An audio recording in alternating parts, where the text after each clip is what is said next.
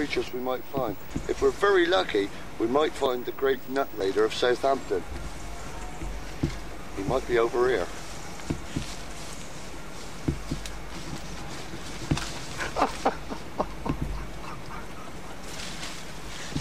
No fucking nuts. Mars.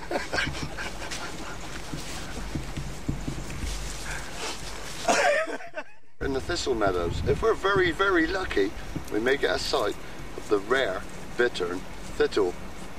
Take two.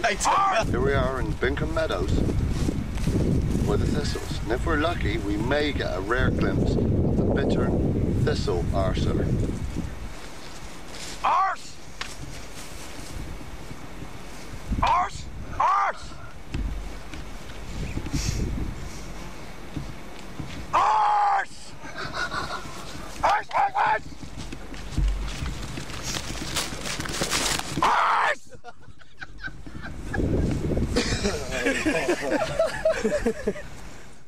As you can see, we found a rare dog turd. Not the sort of thing you see very often in this part of the country, because most of them are in London. But if you pan around the vista, you might just be lucky and see the ass grass jumper. Arse!